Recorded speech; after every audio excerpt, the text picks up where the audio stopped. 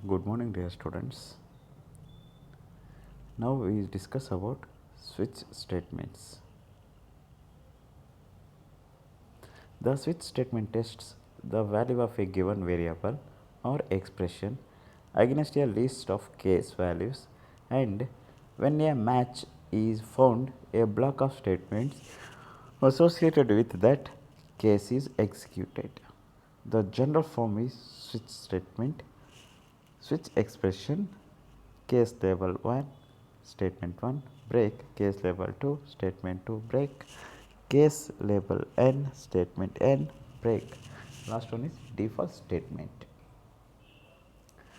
Flowchart. The switch expression is tested. The option is more than will be executed. Go for next statement. The expression is an integer expression or characters. Case level 1, case level 2, case level n or constant expressions and are known case levels. Each of these values, that is case levels, should be unique within a switch statement.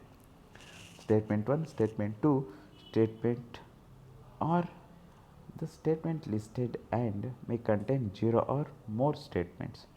There is no need to put braces around these statements. Case is a reserved word. In between case and case label, there must be one blank space and last followed by colon.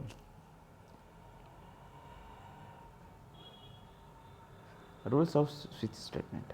The switch expression must be an integer type. Case label must be constant or constant expression. Case labels must be unique. No two labels can have the same value. Case label must end with semicolon. The break should be transfer the control out of the switch statement. The break statement is optional. This is two or more case labels may belong to the same statements. The default label is optional. If statement, it will be executed when the expression does not find a matching case label. There can be at most one default label. The default may be placed anywhere but usually placed at end. It is permitted to nest switch statement. We discuss about some questions. Question number 1. Switch expression must be and dash type,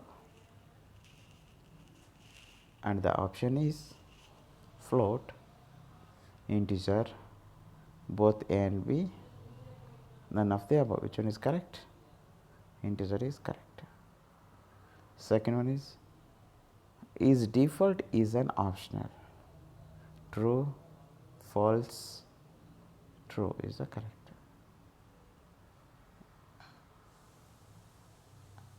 Thank you, students.